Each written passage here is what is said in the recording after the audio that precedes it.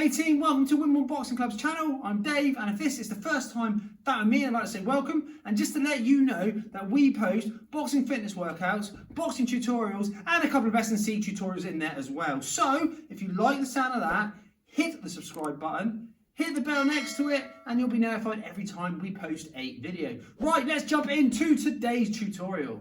Okay, so today we are looking at the rear hand parry, which is a hand defense, and it's a cracking defense to neutralize your opponent's jab, but it also leaves us in a great position to counter. So I'm not going to teach you how to throw that. If you want to learn how to throw the jab, I suggest you look at our Learn to Box system. Link is in the comment box below. But today we're looking at 3 things I want to make sure that you avoid doing when using your rear hand to parry your opponent's jab.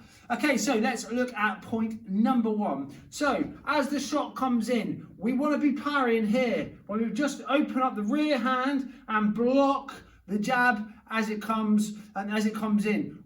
What we tend to see, especially in novices that get excited, is as the jab comes in, we over parry and we reach out here to stop the punch. As you can see straight away, that leaves my chin completely exposed. So what our opponent will eventually end up doing is feinting the jab to draw the rear hand away from the chin, and then we'll step in with a longer lead hook and we'll catch you pretty much every time. So we've got to be really careful when we're catching the jab, that we're disciplined with it and we catch it here with enough force, obviously, to make sure we don't hit ourselves in the face.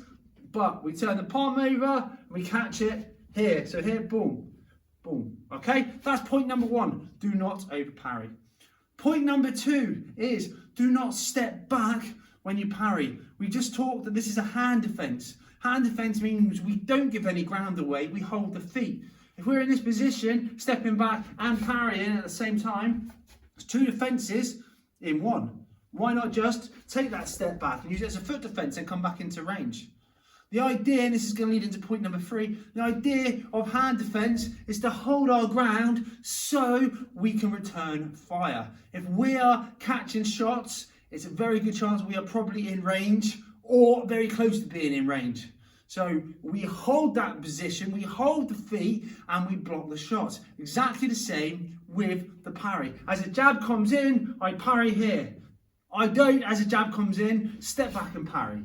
Okay, hold the ground. And that leads into point 3 brilliantly. Do not forget to counterpunch.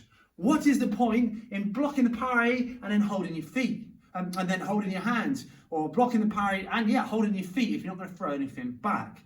So if we are going to parry, boom, like I said, it means that we're pretty much in range. So straight off of the parry, boom, we should be letting shots go. We call this positive defenses. So I might parry and just throw a jab. At least it's something. Ideally, we might overwhelm them. So we might catch their jab, and then start bringing in loads of different kinds of shots. Again, that's something we can look at. But the minimum I expect would be catch the parry, jab back, boom, boom. Okay, you can maybe, I call it a frog punch. You could even catch the jab with the rear hand, boom, hit him with your own rear hand. So catch their jab with your rear hand and then use the same rear hand. There's all sorts, catch it, double jab. You can then start putting your shots together. But it's a positive defense, judges like it, but you're making use of that hand defense. Now you can see why, another reason we don't step back when we catch the jab, because we put ourselves out of range. So a real quick run through one more time. When we are parrying, do not over parry or risk getting caught.